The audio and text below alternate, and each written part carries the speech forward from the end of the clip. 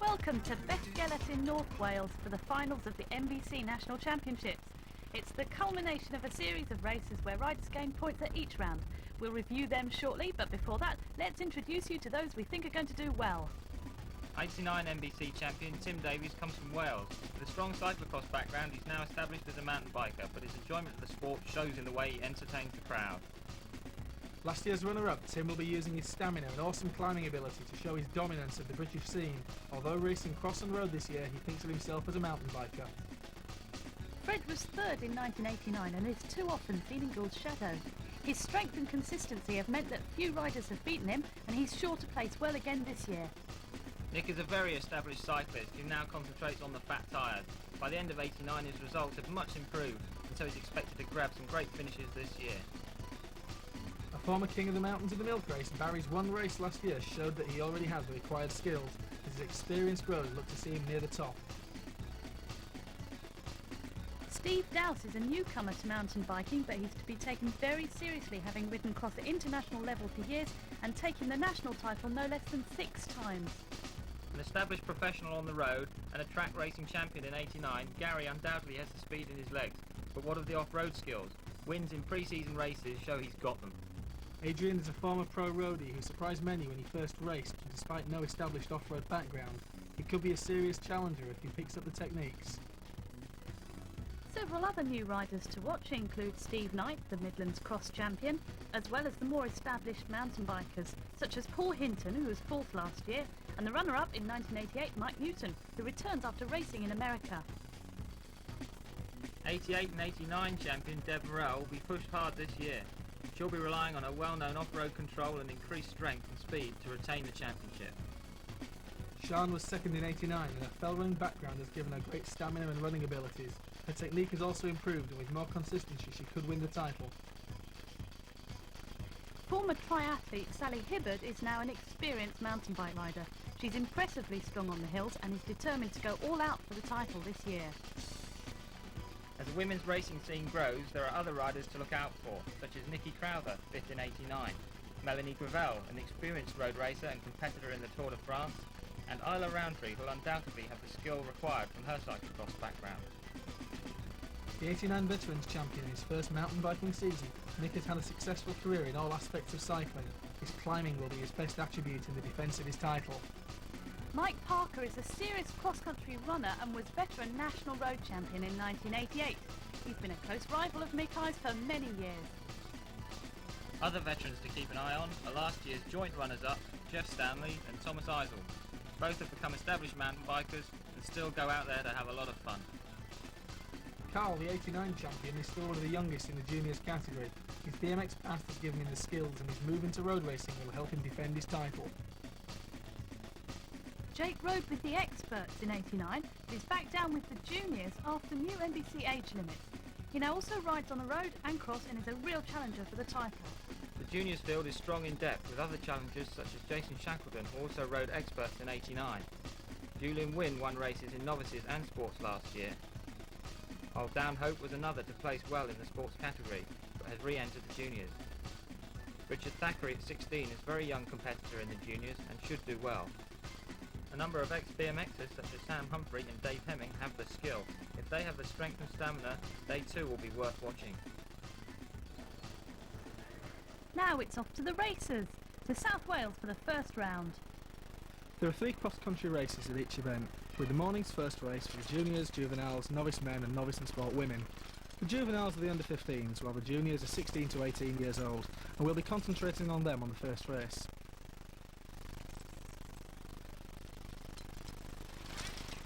The juniors had to do 3 laps, and the early leaders on the main climb are Jake Elliott riding and Carl Sturgeon pushing, while Richard Thackeray was out on his own in 3rd.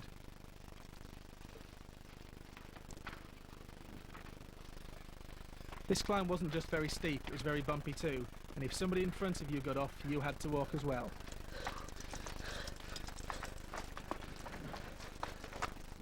Jake maintained the pressure throughout the race and eventually opened nearly a minute lead over Carl, with Sam Humphrey riding to a great 4th in his first race. There were a number of casualties on the fast rocky descent. Despite not showing strongly in the experts last year, Jake has obviously gained from his experience, and Carl knows he's got competition. What did Jake think of it? Yeah, brilliant race, great fun. Really enjoyed it. How did two of the likely lasses and the expert women see the series going? I know it's going to be a lot harder this year. Everybody's been working really hard, I think, improving their fitness. Well, I'm going pretty well at the moment, so I'm hoping for the best. That's all I'm going to say.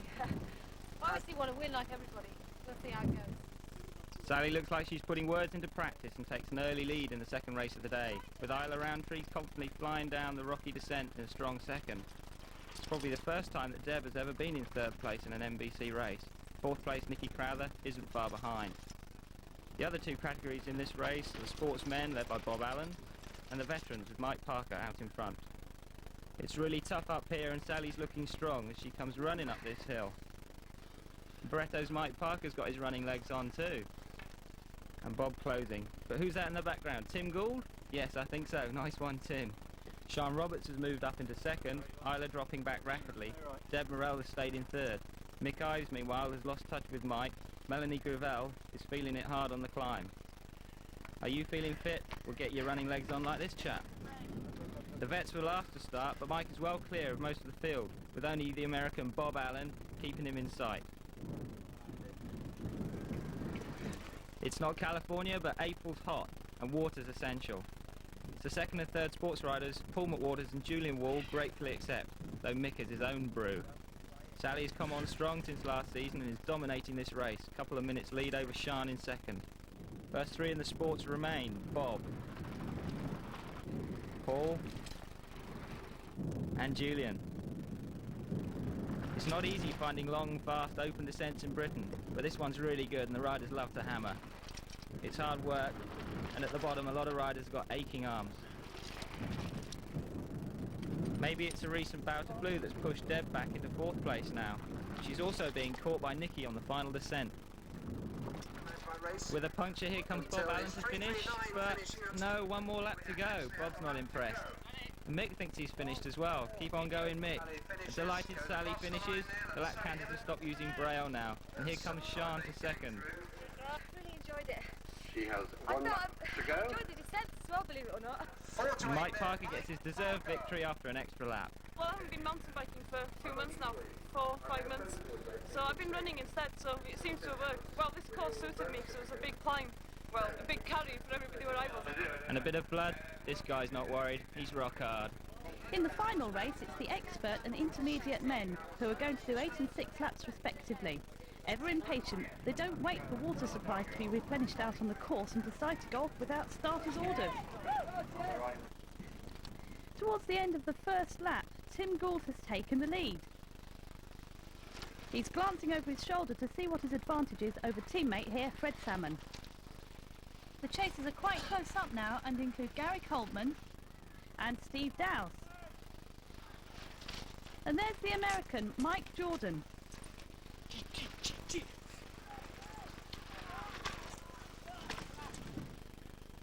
Along the main straight there was a strong headwind, but watching Tim you'd never guess it. And if you had any sense, you were tucked in behind someone else. In this case, the mug up front is Tim Davies. Adrian Timmis soon moved up into 5th place, proving he could handle it, with Barry Clark looking strong in 6th.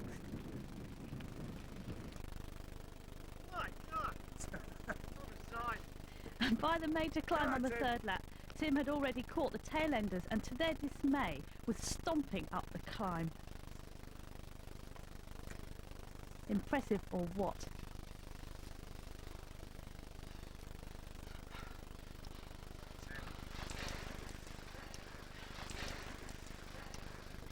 Adrian's moved into 2nd place ahead of Fred. Go on, Fred, dig it. Nick Craig is close behind in 4th. Whoever entered this course, he's bloody shooting. Who was that, Tim? It was me. I need gear bashing. Yeah, go for it. Gould is no slouch downhill either, though Adrian is a bit tentative. Here a lap rider is unlapping himself. Fred is safely in 3rd, while Tim Gould comes in for an emphatic victory. Warning to all kids, don't do this at home. 5th place, Tim Davies is having fun on the descent, as is Barry in 6th. Intermediate winner here, Adrian Rochford. A course like this is what you find in America, though, so you've got to go good on a course like this, really. Did you enjoy that, Adrian? No. Nobody will forget that climb.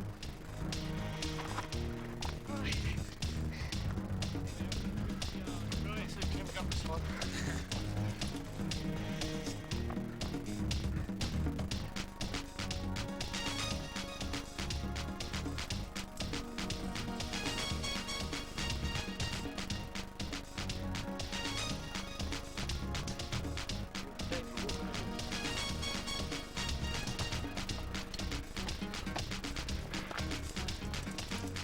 I don't want no teenage dream. All I was crying something. The second round was near Brighton. In the juniors, Dan Hope was the unexpected leader. The course was much flatter and faster than Swansea and favoured a different type of rider. Generally, the field grouped and worked together much more than usual.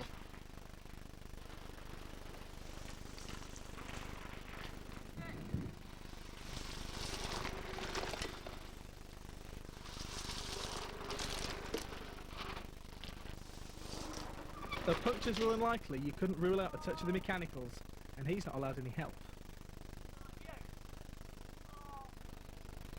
Having ridden off the front of the pack, Dan was determined to stay away, but was still enjoying himself with a couple of minutes lead.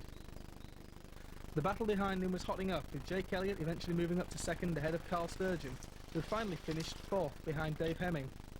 Further down the field there was much swapping of places with very close finishes at the end.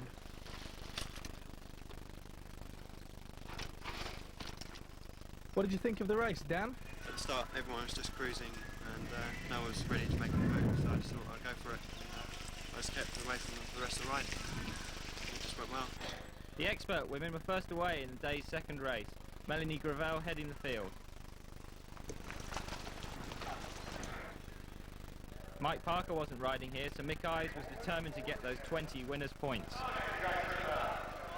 And masses of sports riders are at last away, hungry for the action.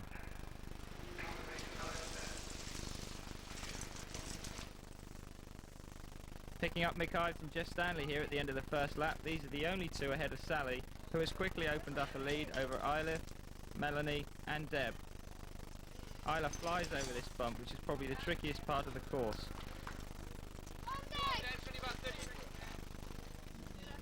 Not least because traction's a problem. Paul Burwell and Steve Bryan meanwhile lead out the sports, with Bob Allen leading out the Chasing Lunatics. Halfway through the second lap, Mick has pulled away from Jeff, though Jeff is still showing he's improved on last year.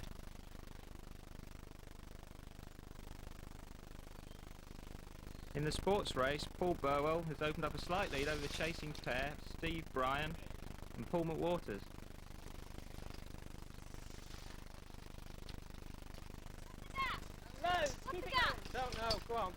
Sally didn't need to worry. She had a comfortable lead with a large group of leading sportsmen between herself, Melanie and Deb.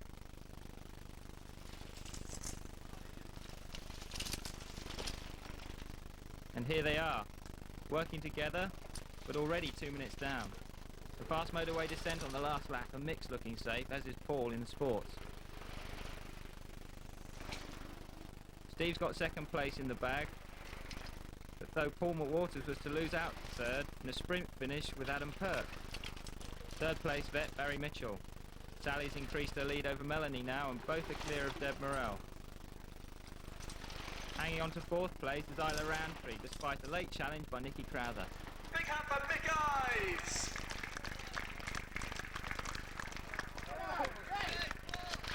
Paul Burwell from Brixton Cycles winning the sports class race. Give this man a big hand. Hand police for Sally Hibbard of Team Specialised, winning the women's expert race. In the next race, Steve Jockin leads out the intermediates. Matthew Denby goes by in fourth place. They've set off ahead of the expert men.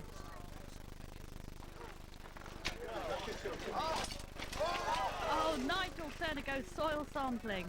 Maybe it's because he was pushing it a bit much with Tim Gould and Gary Coltman breathing down his neck. There's a chasing group of 6 behind them. As in the earlier races, it stayed very close, with Graham Owen now leading from Steve and Peter Legg. Though Tim, as always, defies logic in the experts, opening up a 35-second lead on the chasing group of Salmon, Timmis, Craig, Coltman and Clark.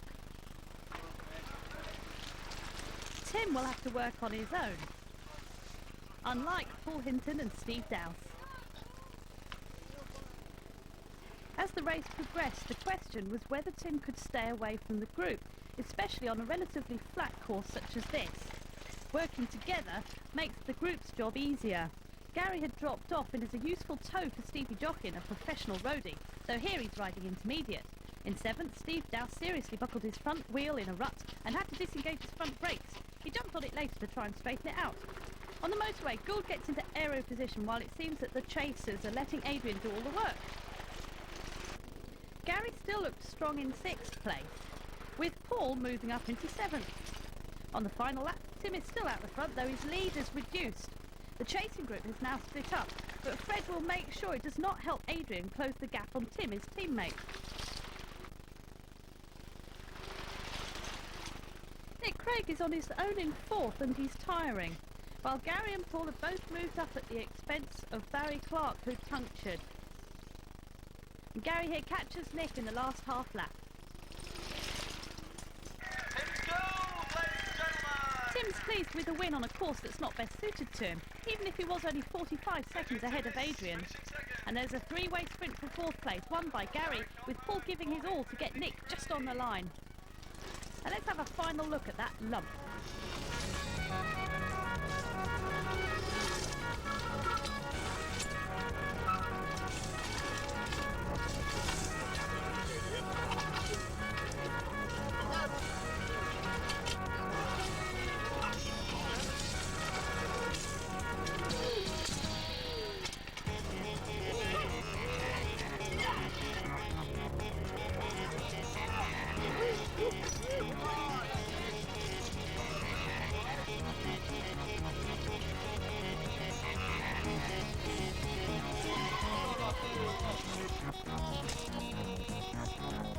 It's East Anglia for the 3rd round, and Jake Elliott leads out the juniors.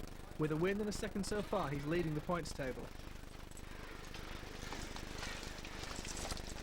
Other categories in the first race are the sportswomen, novices and juveniles. Inevitably the course is somewhat flat, but it has its own obstacles, such as this at the end of the lap. Jake quickly opened up a lead over Dan Hope, who takes a quick dip, and Julian Wynne.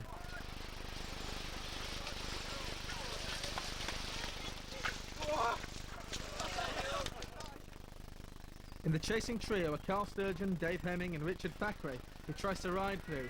No chance.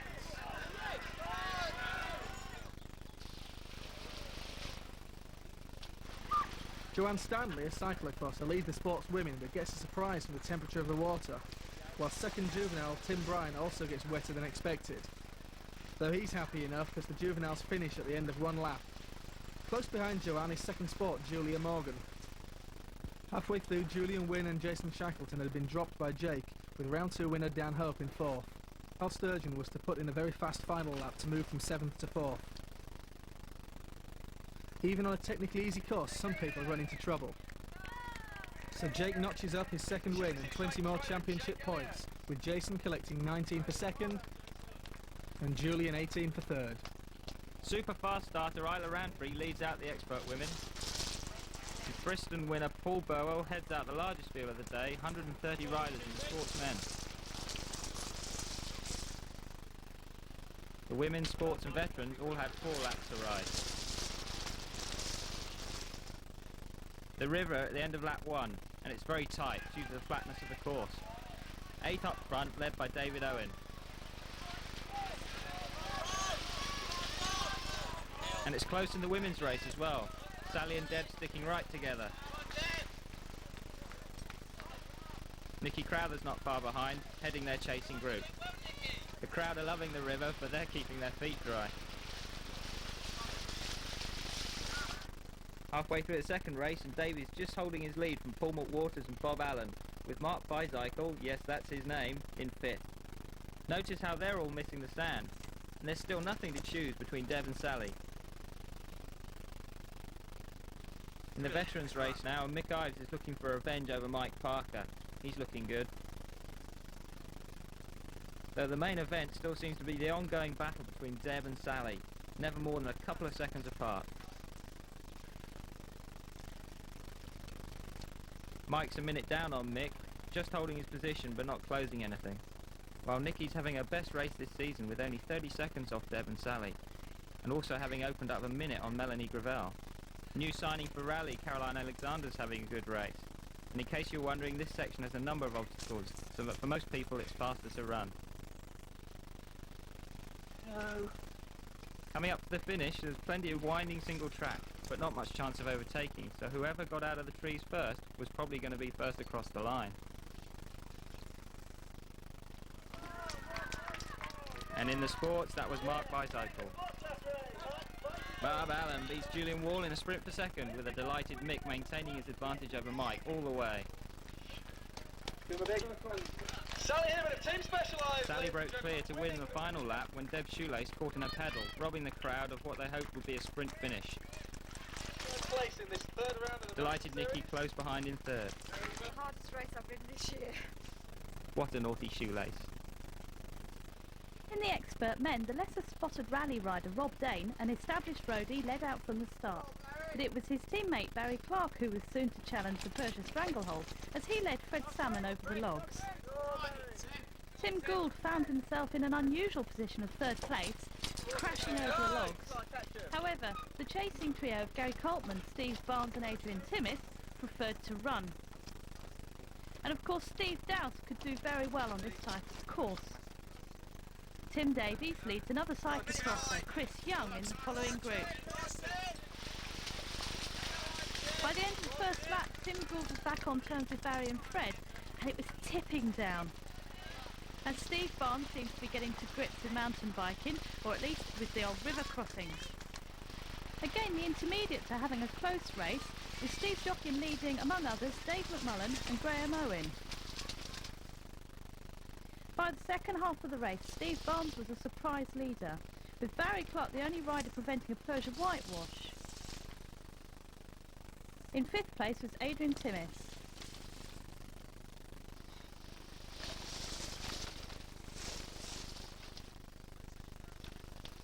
Behind Adrian, Tim Davies and Nicky Craig were moving away from Chris Young and Kevin Sabiston.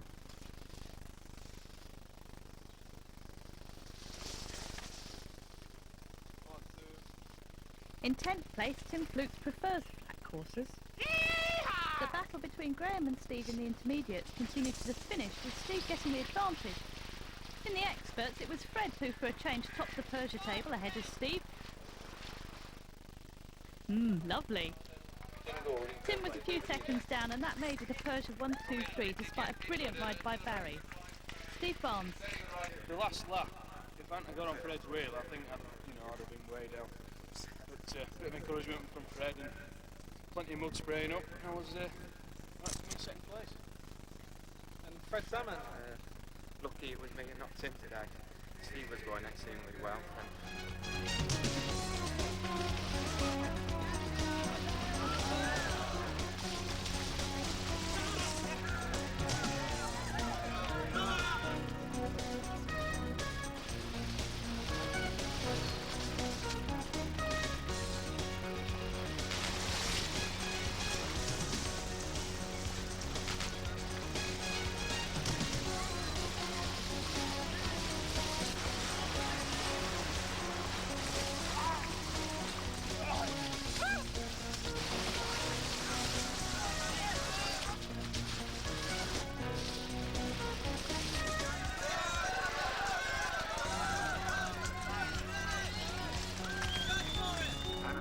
For the fourth round, we return to the infamous course at Cannock Chase.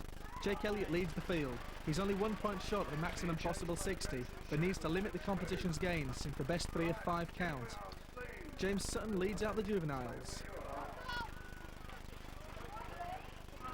And the novice men go off next.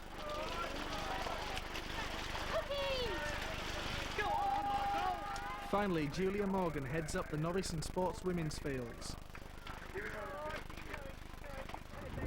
Jake yet again showed his strength, gaining an early lead which he kept to the end. He seems to go well on any type of course.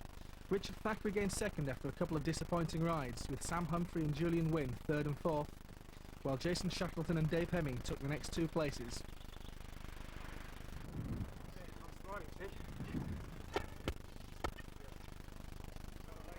Inspired by a good race at Thetford, Nikki Crowther takes an early lead in the expert women's race.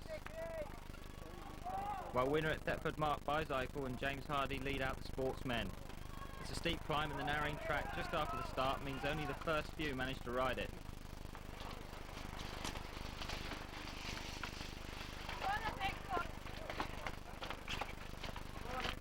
In the veterans, Barretto's Mike Parker heads for a win.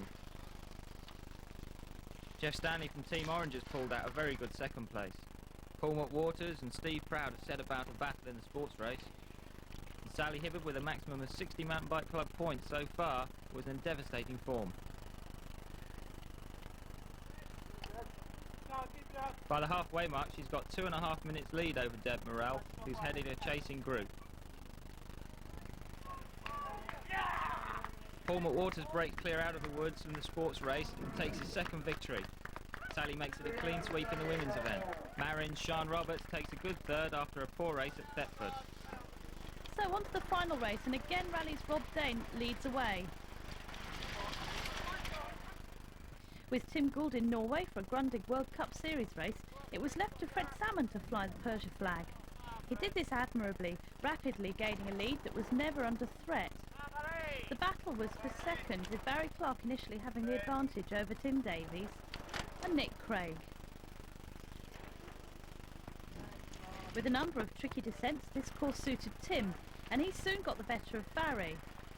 Others doing well were Kevin Saviston and Graham Rogerson, the winner here in 1988.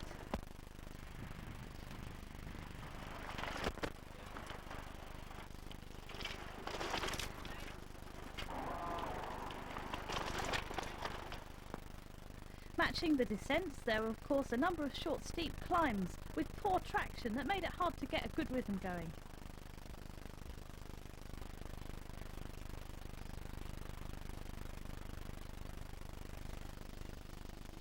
Tim and Barry battled all the way through the race for second place, but in the end neither of them was to get it. Fred got another well-deserved win, but it was a surprise second for Steve Knight, who had a storming last lap. But this year, there was none of Cannock's famous rain and mud, but there was still the roller coaster.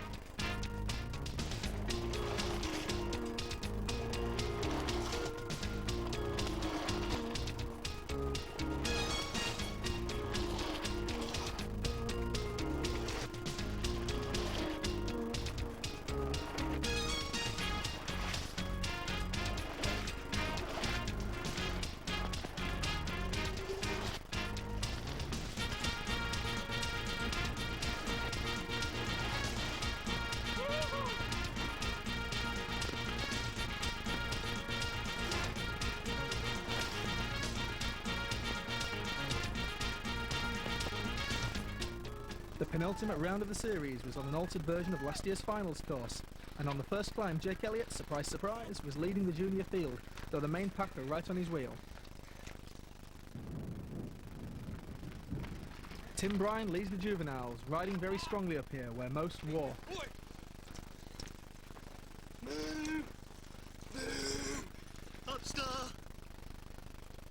In the sports women, Katie McIndoe leads out.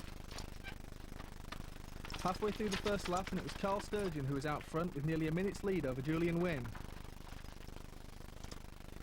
The chasing group are Sam Humphrey, Andrew Lay and Jake Elliott, who had a broken chain but managed to fix it quickly. You can see from the different coloured numbers that the juveniles caught the juniors, with the novices not far behind.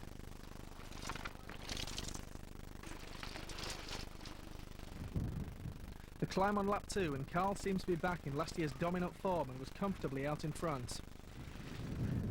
Sam has gradually improved all season and had moved up into second ahead of Julian, who has finished in the top 5 every race so far.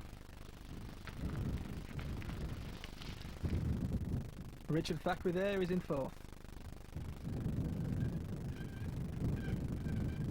As As the race went into the final lap, the leading two held their positions, Carl going on to win his first race of the 1990 series. Behind them there was a lot of changing places, with Dan Hope and Nick Keane moving into the top 5. In the sportswomen, Debbie Thompson came in first ahead of Julia Morgan. And he's smiling, my goodness, he's actually smiling! In the day's second race, Lance Ravenhill sprints from the ever-growing veterans field. Right, on the grid, 2 people here, locked. Full sports field charges away, led by Ian Sutcliffe. And there's James Hardy, the first of the sports riders to drop into the woods at the end of the first of 4 laps. Series leader Paul McWaters in second. The winner here last year, Andy Stevenson, blasts through on his Tioga disc wheel. Now with the women's expert race, Deb Morell is out in front, having recently come back to top form. Sally's in trouble in second, while Nikki and Sean are fighting for third, as they have done here in the finals last year. Sean's just dropped a chain.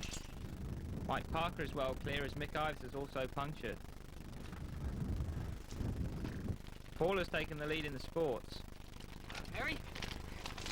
having moved ahead of James. With the accomplished road hill climber Steve Hume moving up well into third. Deb will have relished this type of fast technical course and now looks more like the champion she is, increasing her lead over Sally. Third place, Sean is closing the gap on Sally, though Nikki is again showing that she can be up there when she's on a roll. On the final lap and coming down the rocky descent, Mike Parker's lead is assured, barring mechanicals. Slow motion one. Tom Isa was riding strongly, ahead of Jeff Stanley in third. Deb was well clear now, Sally having been caught by Sean before dropping out. Sally knew that she would have been disqualified for wheel swapping, but had hoped to complete the race. Meanwhile, Isla Rantry moved up to 5th ahead of Melanie Gravel, another puncture victim. Steve Hume stole the lead from Paul McWaters on the final lap. In the veteran race, ladies and gentlemen, from Berettas Freestyle, Mike Parker! What went wrong, Paul? I got baling twine around me cog. Oh. Deb finally gets an NBC win, which in 88 and 89 came to her almost every time, while Sean Roberts yet again showed us her mettle with an excellent second. As the expert men started, Tim Davies was aware that this has always been his lucky course. After all, it is where he won the championship last year. Though, approaching the top of the main climb, it was Tim Gould again who was looking strong at the front. And teammate Fred Salmon wasn't far behind. They'd already established a nice lead over the third man, Barry Clark. Adrian Timmis was in 4th, racing again after having missed Cannock for the National Road Race Championships. Tim Davies was in 5th. To everyone's surprise, mountain bike clown James Tatlow led the intermediates. By lap 2, Gould was enjoying the clear track ahead, while Davies showed his confidence. His fortune was holding on his lucky course as he moved up into 2nd. Nicky Craig raced into 3rd place after an early puncture. He's really improved as the season has progressed. And so as Tim flies down from the top of the course, Barry in 4th place makes his way up. After having been dropped back down the field after puncture, Fred is now moving back up into 5th place. Tim Davies will benefit from the fast rocky descent, which places a premium on good handling skills. Riders who are hardly slow, like Nick Craig and Barry Clark, still don't have Tim's reckless confidence.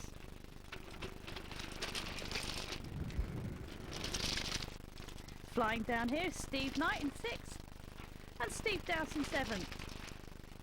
In 8th place is Jake Elliott, who's riding his 2nd race of the day after dropping out of the juniors. On the penultimate lap, there was no change in the leading pair, but Fred caught up on Nick and they did good battle for 3rd place.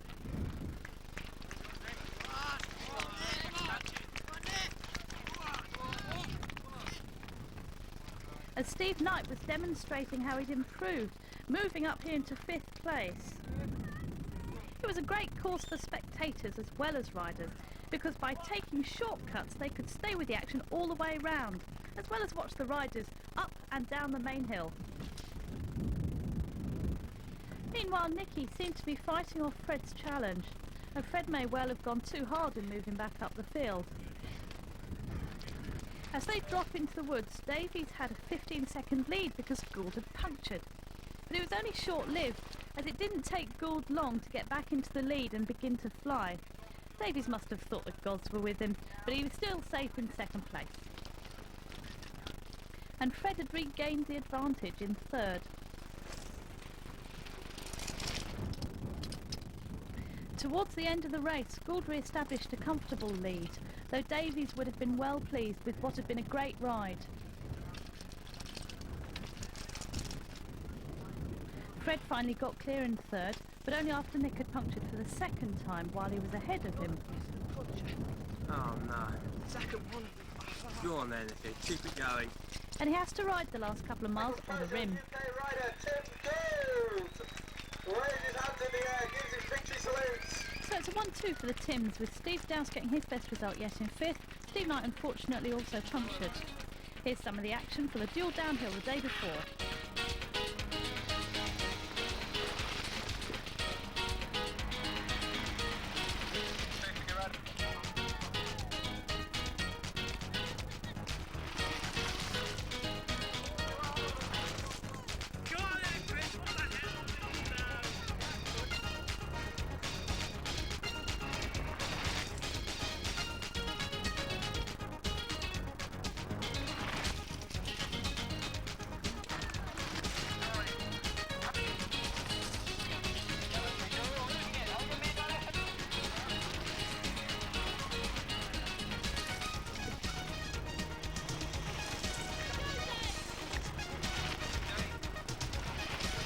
The fastest shredders were Jamie Carr and Dan Cook, finishing with the same time, though Dan won by a wheel. There was more fun in the afternoon with the country's first dual slalom, full of thrills and spills.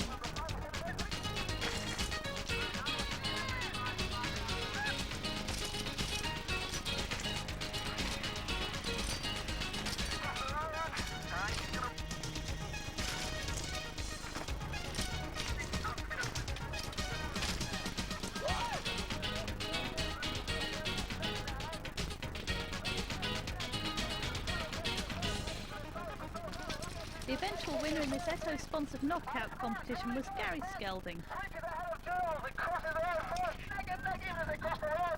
Let's look at the points so far. Remember, the best three results count.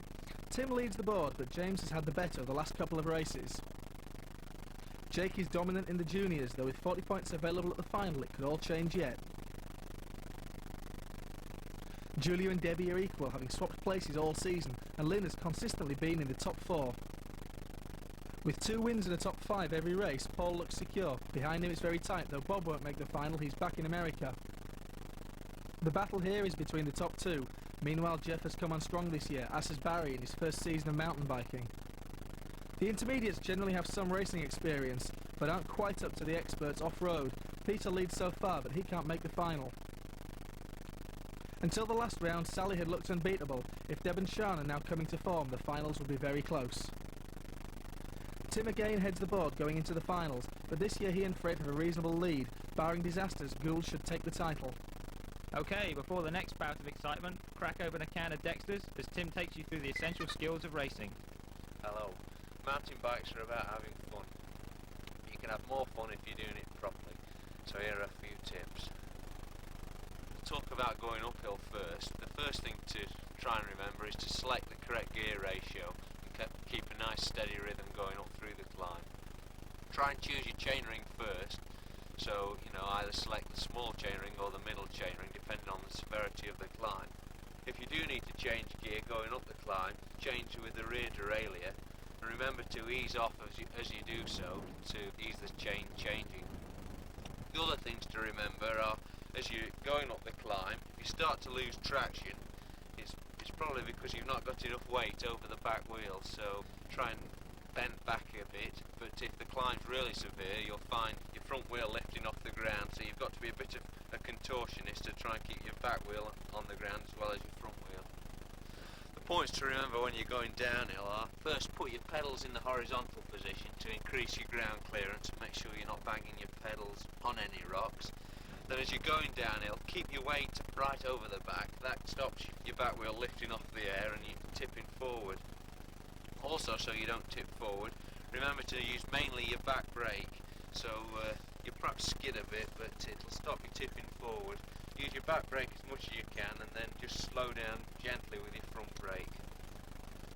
Other points to remember are, as you're going downhill, you'll have to absorb most of the shock with your arms. So keep them nice and loose. Don't hold the arms too rigidly. Be prepared to sort of move up and down a bit as you hit different rocks.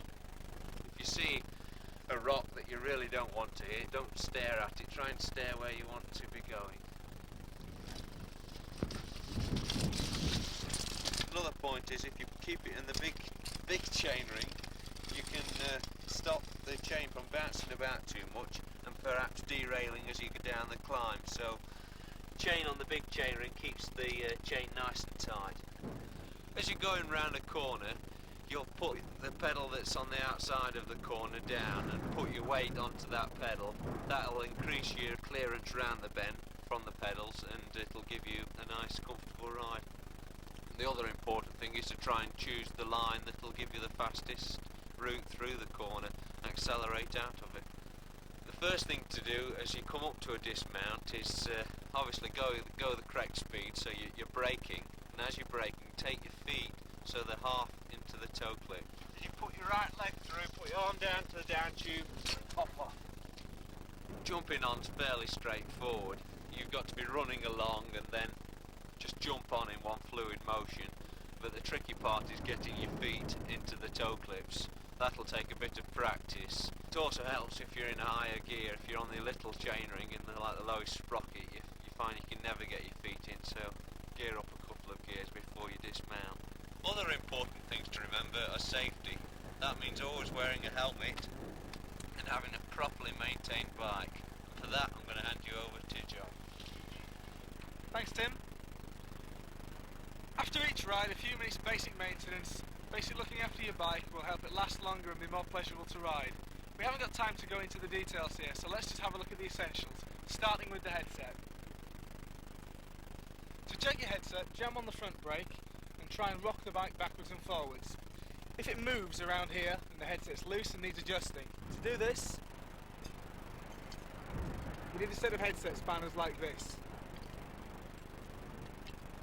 Fit on, there and there.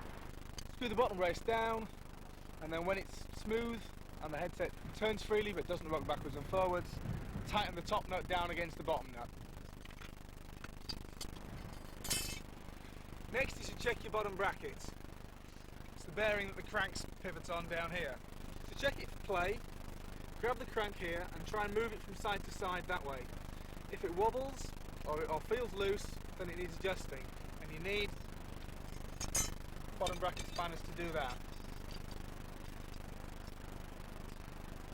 If you don't feel proficient to adjust the bottom bracket yourself, or you haven't got the right tools, get a bike shop to do it. It's not an expensive job.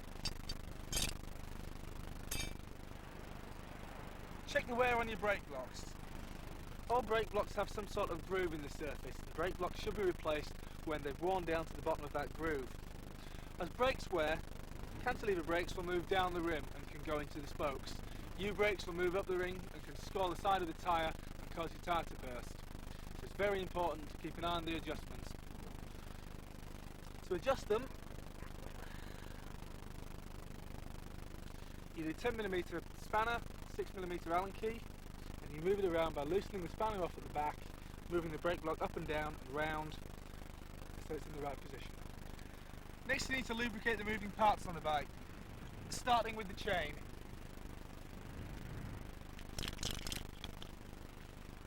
Spin the chain backwards through the derailleur and spray lubricant onto it as it comes past. Try and keep the chain moving so that you don't use too much lube. You only need to be fairly sparing with lubricant. If you put too much on, mud and crud sticks to it and helps to wear out the chain.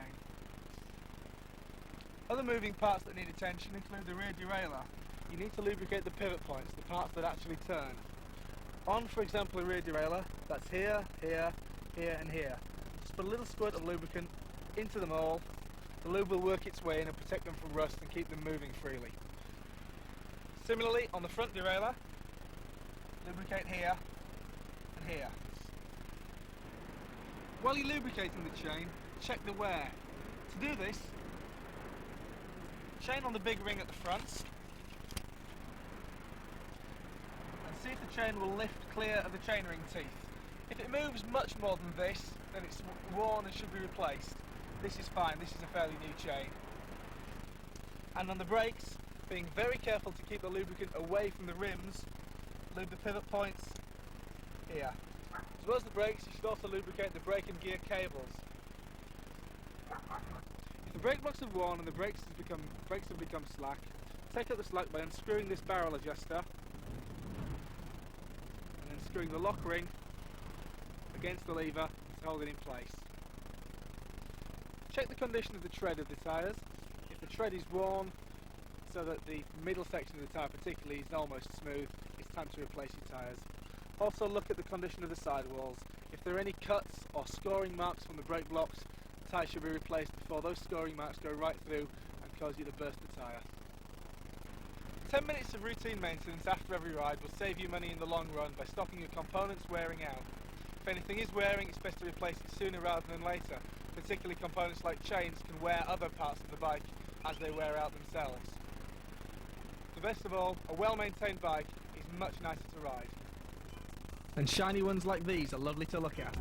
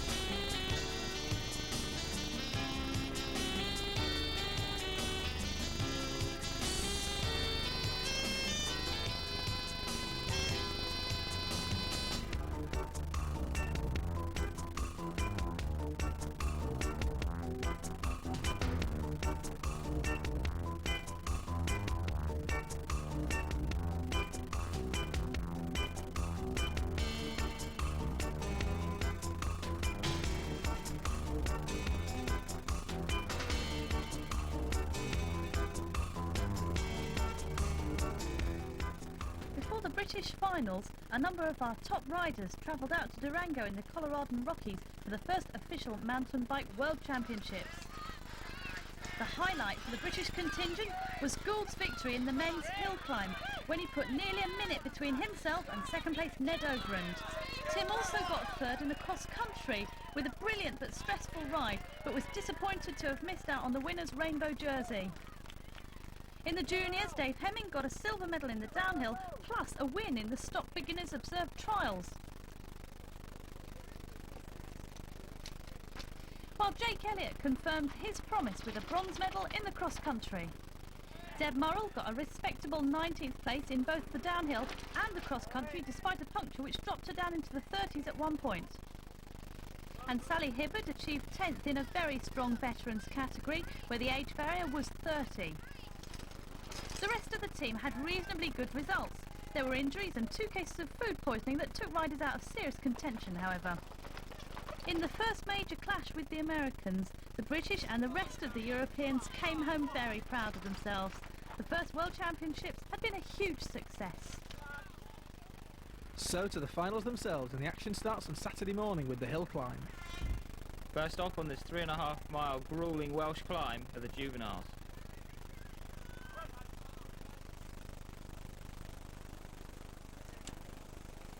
With 10 points at stake for each category, it was Tim Bryan and James Sutton who were the early leaders. Obviously, neither plans on letting the other get away.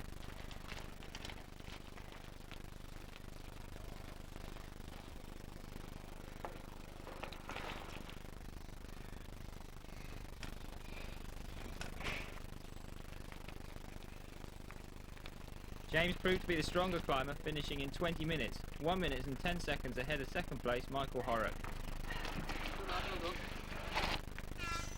Starting 10 minutes later are the juniors. Sam Humphries goes straight to the front.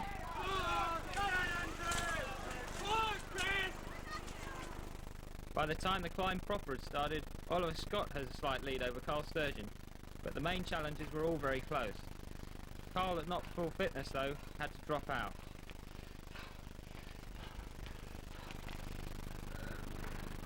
At the finish it was Gavin Atkinson who was first in, having passed a number of juveniles on the way, and finished in just over 17 minutes.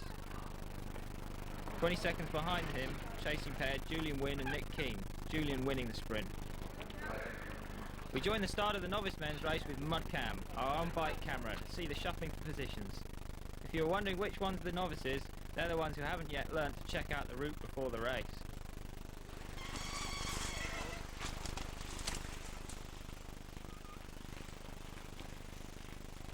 You can see though that on the steepest part of the course there's nothing wrong with their riding. Andrew Poon led all the way to the finish.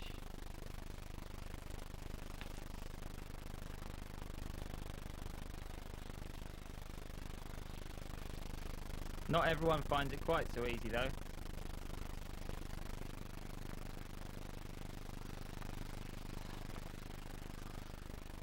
The sports women is the tightest category at the moment, with the leading two, Julia and Debbie, going straight to the front. But halfway up, Julia was well clear, while long distance tourer Sally Bull and Tracy Hardcastle battle it out for second. Tracy gets there in the end though. Debbie Thompson lost valuable points, eventually finishing 8th. Lynn Truin behind her finished 4th. The sports are the hardest category to pick a winner from. The field soon stretched out with Patrick Greenaway pulling away for a strong win.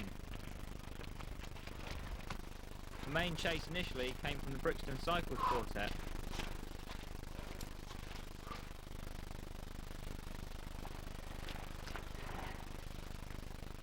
Though in the end James Hardy got to second place. Just think about working this hard for 20 minutes. I do.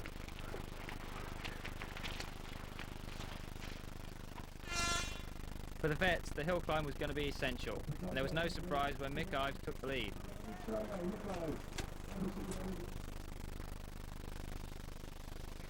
Though what was unexpected was that Mike Parker being so far back down the field. This creaking is his cranks, not his knees. 30 seconds ahead of Jeff Stanley in second, Mick got a very useful win. Intermediates away.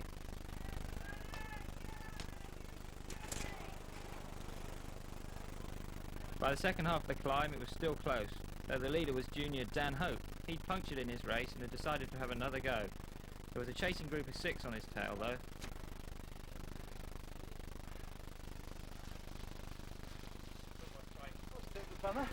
Near the finish, Matthew Denby had put in a tremendous burst to break away, finishing 25 seconds clear in about 17.5 minutes. Second was Ivan Marchant, with Chris Lay also passing Dan in the finishing stretch. The penultimate race was the expert women, with Sally Hibbert the favourite. Sally put in an early burst and no one went with her, and she soon had a definite lead.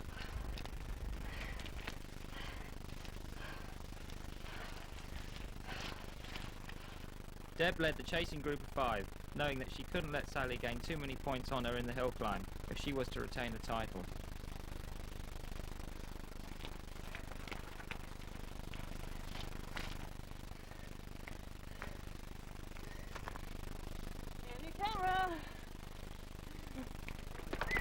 Sally finished in 19.5 minutes. 36 seconds ahead of Sian Roberts in second. Caroline Alexander puts in a final charge to snatch third from a tired and disappointed Deb Morrell.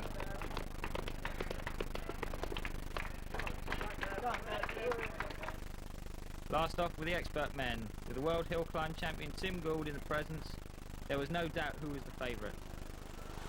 The rest of the field, it was a question of how long they could stay with him. Tim just attacks as the gradient gets steeper.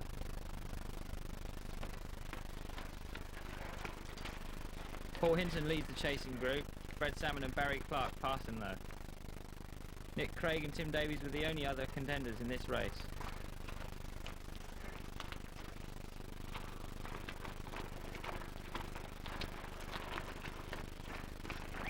Tim absolutely stormed up it in about 15.5 minutes, but Fred had incredibly good ride, only 16 seconds down, with Nick a further 20 seconds down. Further down the field, some still out to sprint for the finish. Plenty of energy left though, it seems.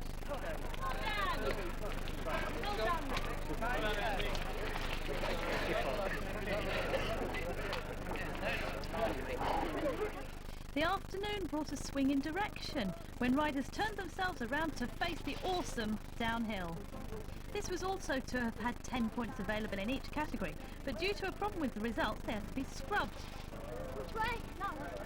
Though I doubt if anyone regretted doing the ride. You are the kind of guy from your day. It's my life. But I don't care. You wanna tell me how to live my life, but you just don't live. It's my life. But you don't care. No. You want a chance to lead a better life, but you just wouldn't dare. Now listen, people. They seem like Oakland is where you are. If you wanna be the mystery, you think it's more. I keep following my own intuition. That's the only thing that tells me it's true. I said the things that you do could make a fool out of you. Although I've warned you many times before. So get a grip on yourself.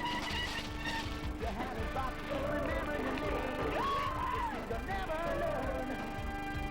You are the kind of guy who wants me again. It's my life, but I don't care. So, you wanna tell me how to live my life, but you just don't live. It's my life, but you don't care. No, you want a chance to lead a better life, but you just don't care. Get on, go!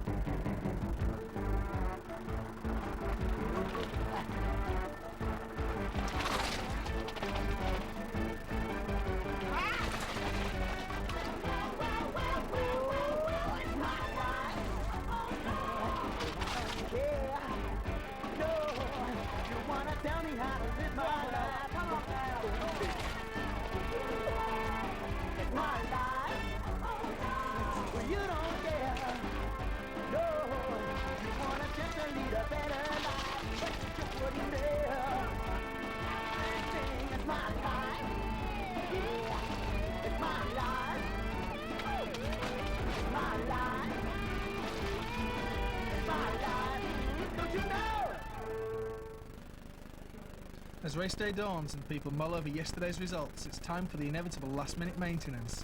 While we wait for the first race, let's have a look at the course as we follow Jamie Carr round with Mudcam. From the start, there is a mile-long, gentle climb up a wide fire track. Plenty of time for riders to sort themselves out. The incline flattens briefly before the riders turn off into a single-track climb through the trees. Initially, this is easy going, but as it gets steeper and becomes rocky, you'll be really working hard to keep on. There's a second stretch of fire track before another almost unrideable rocky climb. Then it's rolling out onto the forestry road for a climb to the top of the course at 2,000 feet. This section is very exposed, so if the wind's up, you'll know about it, until you drop back down into the trees and onto the lakeside.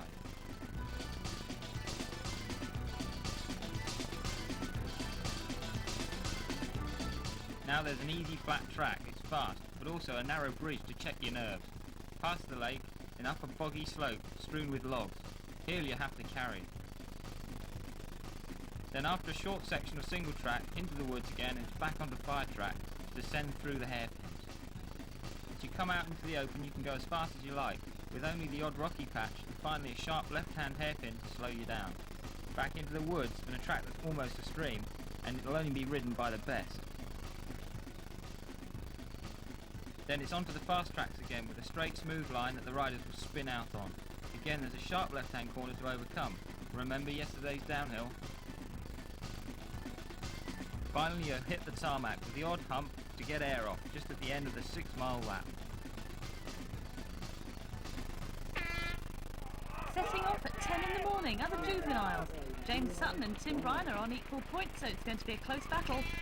The juniors are nervous, though Jake Elliott should be feeling quite comfortable with a 5-point lead, and neither Cole Sturgeon or Richard Thackeray are racing today.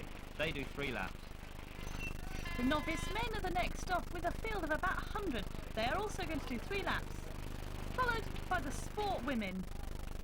Julia Morgan here has a 7-point lead, and the novice women go off just behind them. Heading into the woods near the end of the first lap, and that's Sam Humphries in 4th, while at the lead it's Jason Shackleton, Jake Elliott in hot pursuit. The next 2 into the woods are Dan Hope and Nick Keane, who's been improving too towards the end of the season. And it's Julian Wynne there, another who regularly finishes well. And Sam Humphries comes out of the woods.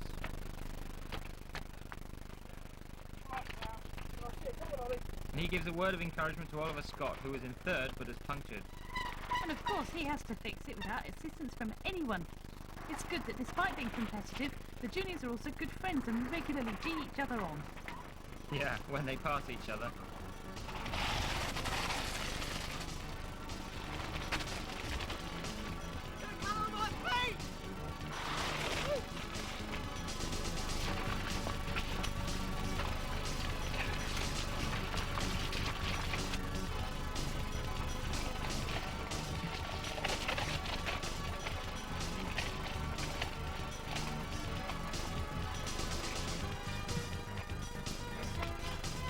Let's join Mudcam through the hairpins with some of the novices.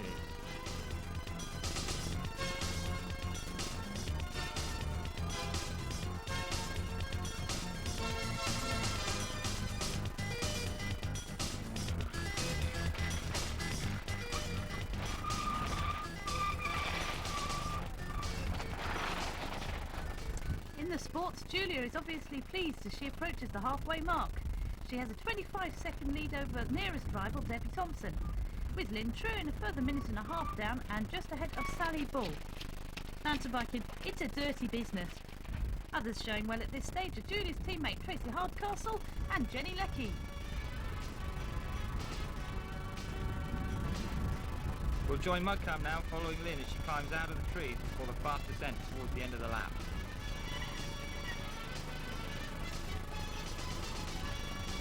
Near the top of the course on lap 2, and Jason is out of Jake's sight.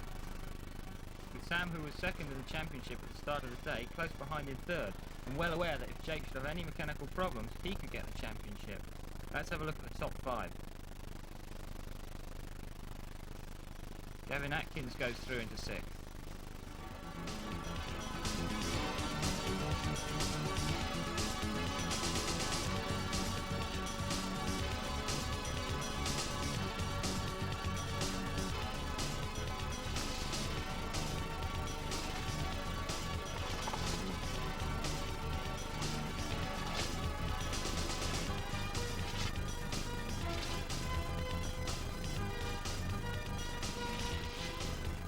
While Julia is on the steep part of the climb, increasing her lead, the first juniors make their way through the hairpins, and we join Mudcam following Sam speedway style.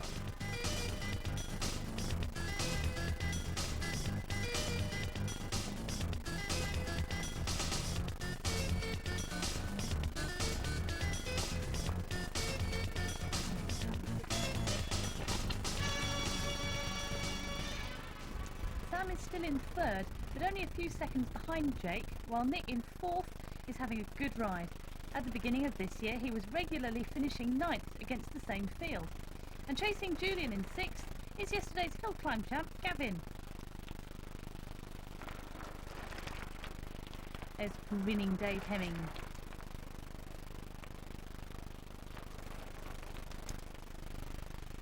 Julia's on her way down to the end of the race and the championship. While Jason's looking comfortable in the lead and heading for his first MBC win. He's just finished his A-levels and he's had a bit more time to get out on the bike for some training. Here's Jake with mudcam on his tail. Let's follow him for a bit as he heads out into the open and onto the fastest downhill part of the course. He's now almost sure of the championship. Of course, Jake was the first overall national champion in 1987, but that was just one race and a field of about 50. Sam again shows us cornering speedway style. If you get this wrong, you'll know about it.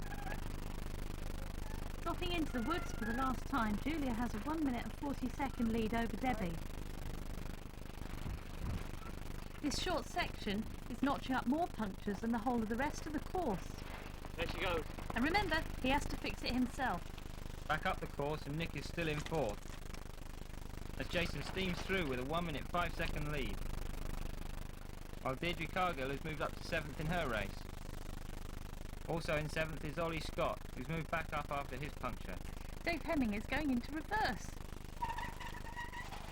So Julia wins the race and the championship. We're riding experts in the series. Jason's obviously chuffed with finally getting an MBC win, but he can't prevent Jake from taking the overall victory. What was the hardest part of the race, Jason? Riding behind him. You thought you were going to beat him more than it panned out. The way it turned out, I think. You always want to win though, don't you? But if you don't set out wanting to win, it's no use going out, is it? Set out riding most of the racing on my own, and Jason caught me, and he caught me on the rocky stream bit climb. Then from there on, I kept falling off. I think it was the shooters. Kept falling off, and he just went away. Put a gap between us, couldn't bridge it. It's right at the top of the climb, it's like a big headwind. And then that's it, he just got a gap and kept it. But I did a good ride. Nick King comes into fourth, while the top three congratulate each other. The vets are the first off in the second race, and Nick Ives is in a strong position with a 3-point lead over Mike Parker. Sally Hibbard knows that as long as she's within 2 points of Deb Murrow and 3 of Sean Roberts, she'll be the champion. In the sports, James Hardy is 2 points ahead of Paul McWaters, who accidentally missed the uphill, and with a further 5 points to the next man, it'll be between those two for the title.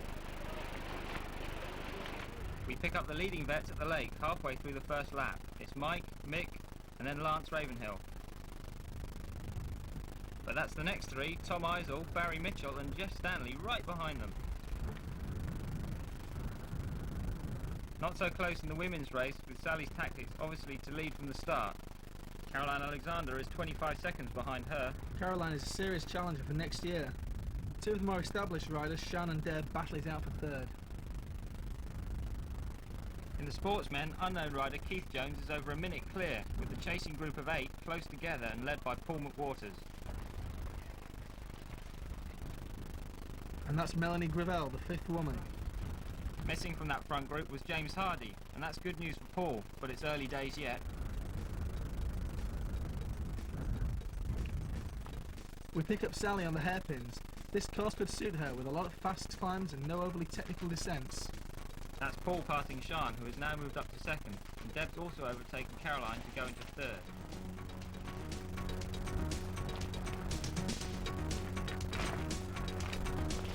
Yep.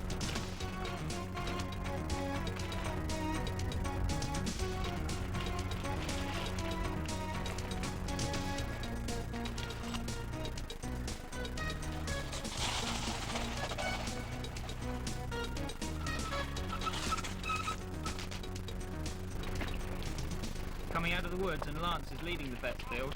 The group of 6 are still all together. It's very rare in mountain biking to find the field staying so close, especially on a course like this, which strings them out on the carrying sections. Paul is still chasing the elusive Keith Jones, with the chasing group only a few seconds down on him, led by Julian Wall. Shan's now closing the gap on Sally, and with Deb only 15 seconds behind her, the women seem to be coming back together. Melanie in 5th is working hard. She'll be hoping to regain her early season form. We're following Deb with mudcam as she heads down to the end of the lap.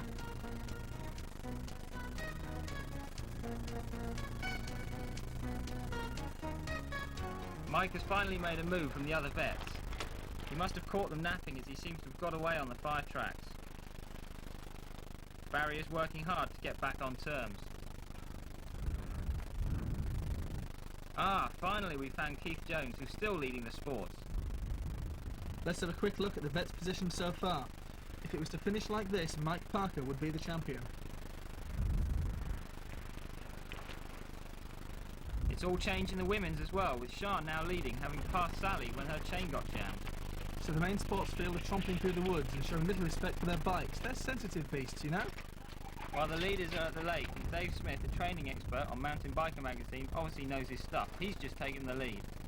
Paul is close behind, followed by 2 of the very strong Brixton Cycles team, Nigel Turner and Mark Bizeigel.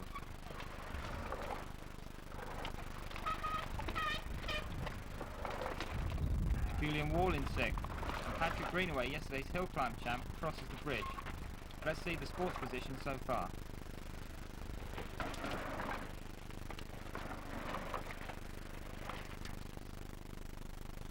On the hairpins, Mickey's back up with Mike and he'll want to stay that way to secure his title.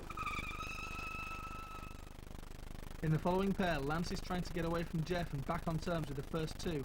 Since Mike made his move, the group has really stretched out. As the leading women cross the bridge, Sian, Sally and Deb are really close now, and since they haven't heard about the downhill results being scrapped, Deb believes if she can get 2 places ahead of Sally, she will retain her title. So with Sally in Deb's sight, the pressure is really on.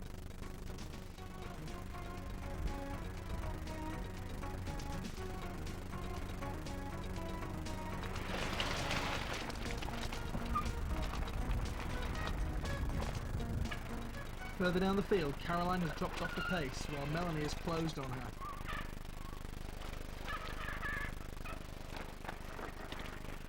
As says Nikki Crowther in 6th. Let's have a look at their timings so far. It looks like 2 races, one for first and another for 4th.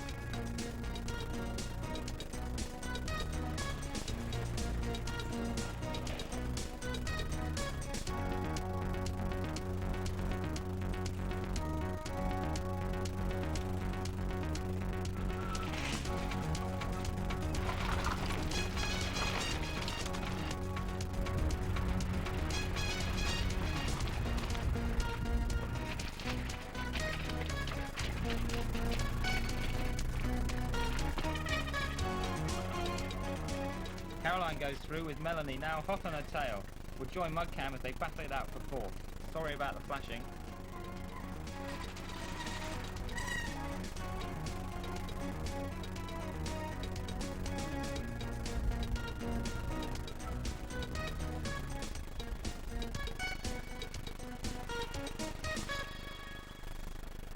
As they come out of the woods, Sian has a 30-second lead, but now it's Deb in 2nd.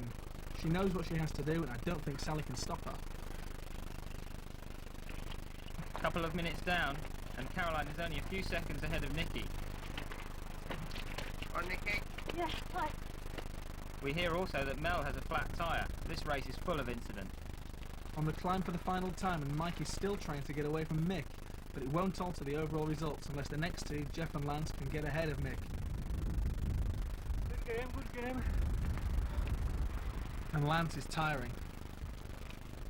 Barry's in 5th and has been riding a lone race for over 1 lap, but is closing on Lance now.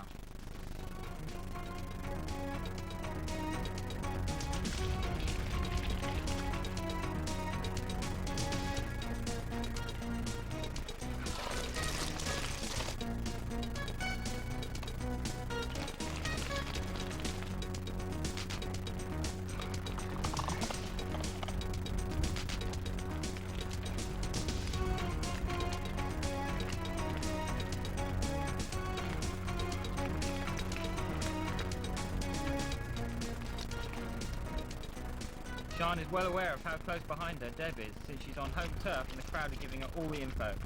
Sian has now increased her lead to 45 seconds, and time is running out for Deb to catch her, though she is slowly opening up the time on Sally.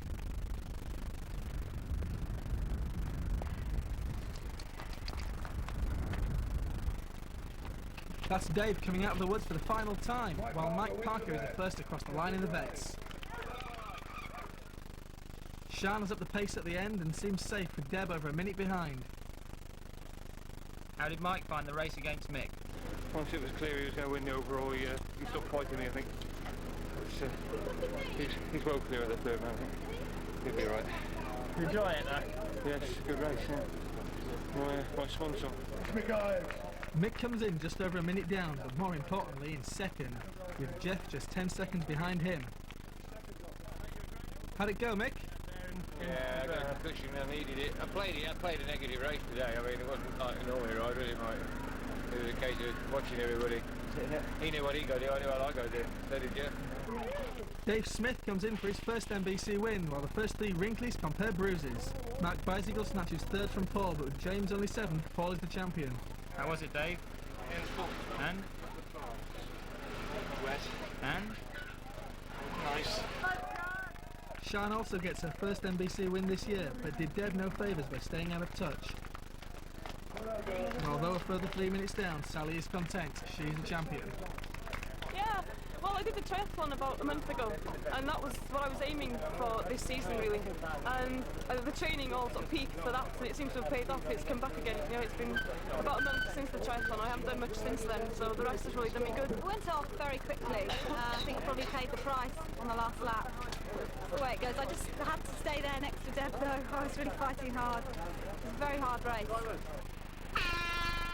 Here's the finals, and the expert men set off with Tim Gould 3 points ahead of Fred Salmon and 11 points clear of the next man, Tim Davies. Here's the intermediates final. Matthew Denby is just 3 points ahead of Dave McMullen. At the lake on the first lap, Tim Davies goes through in fifth. Gould, Clark, Salmon and Craig are ahead of him.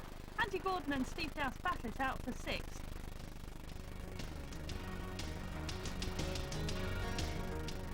Ed Nicol in ninth behind Andy Shaw is the biggest surprise in the top 10 at the moment.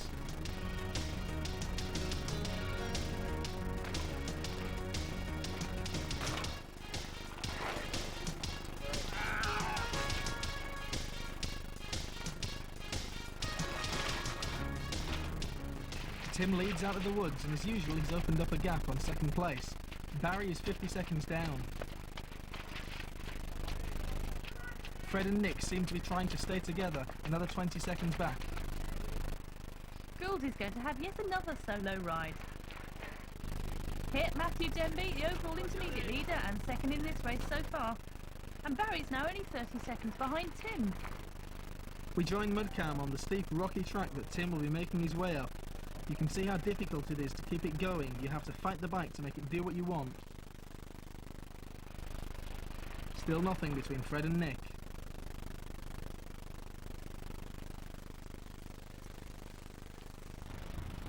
Tim flies up the climb. His namesake and nearest non-Persia rival is in fifth, but nearly a minute and a half back. His title is slipping out of his grasp.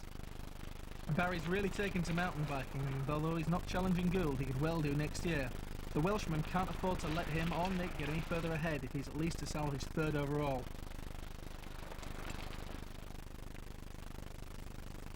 As the main field of experts comes up the climb, the leading pair of intermediates, Colin Bryan and Matthew Denby, catch them up. You can expect to see Matthew at least riding expert in 91.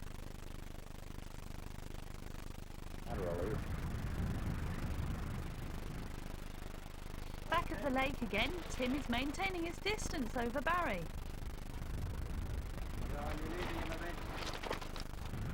And Fred and Nick are working together.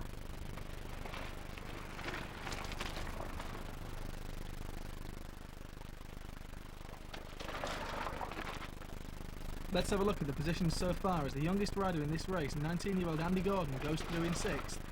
He's showing he'll be one to watch in the near future. And what's more, he's not even from a cycling background, but he has had trials motorbike experience, and he just loves mountain biking.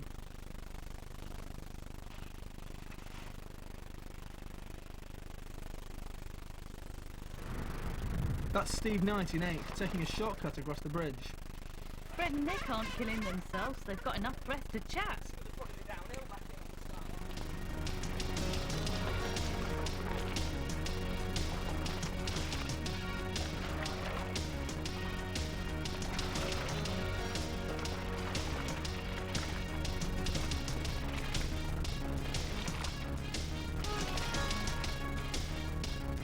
The race enters its second half and the riders are going up the main climb.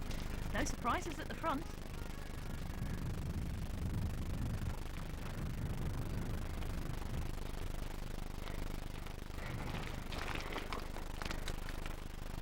Fred is definitely looking out for Nick. It could be that he's trying to help him up the field, since Fred's assured of second place anyway. And he's even passed Tim Davis, and he's now up to 5th.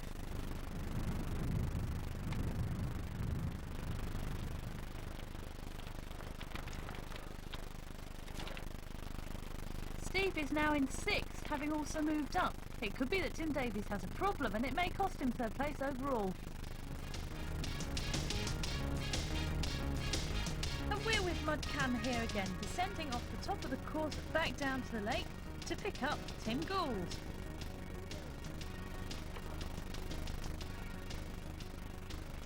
Walking along behind Barry is Simon Burney, Peugeot team manager and an ex-cyclocrosser. He's obviously waiting to give Fred an extra water bottle. On a warm day like this, the riders will really need it.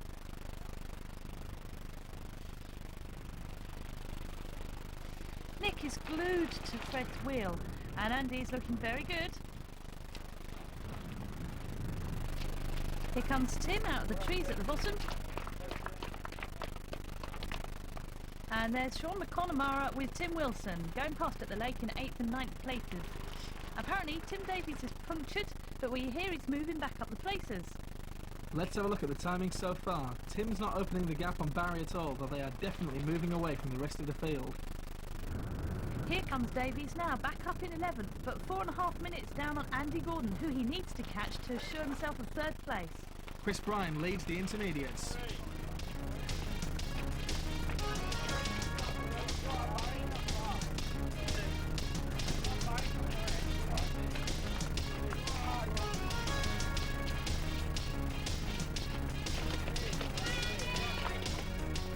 Twisting down through the hairpins, and Tim has caught Steve Knight.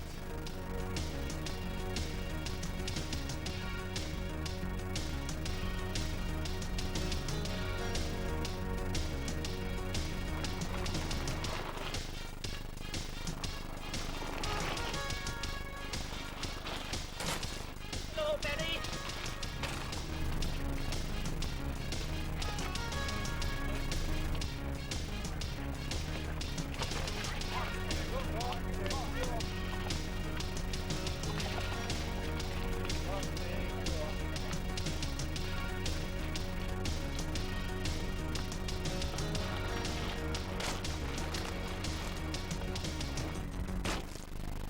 There's Jeremy Watton, 4th in the intermediates. And 7th expert, Daffyd Roberts, Sean's husband, makes his way up the steepest part of the climb. Tim's now dropped Sean and Tim Wilson, and he's really pushing hard to close the gap on Daffyd. Tim Gould could get off and walk and still be national champion.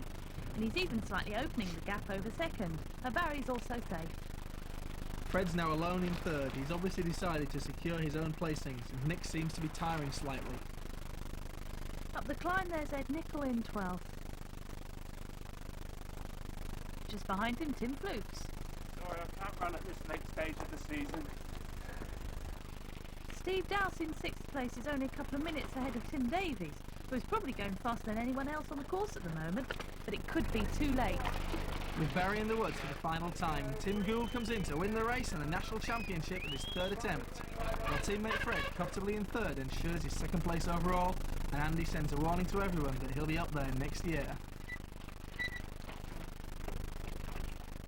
We asked Tim what he thought of the course. Yeah, it was a good course. The uphill was very, very tricky, and it's a matter of picking your way around the rocks, and it was quite difficult to put all the power in and find your way around the rocks without sort of skidding and slipping about. So it was a lot of skill required, and then the descents were probably the fastest ones we've had all year. We really got top gear spinning, so it was nice, good change. It's nice to have something a bit different. Is this a little bit of consolation for you, having not quite got the World Championship? No, I don't think so. Tim was 15 points in front of the 3rd next person, and I was 10 points, so I already had to finish in the top 10. So a little bit, you know, trying to help Mickey Craig a bit to pull himself up there, you know. I've been riding cyclocross for 12 years, since I was 9, and It suits me better, mountain biking, and if it hadn't been for mountain biking, I probably would have packed in by now, because it really gave me something to go for.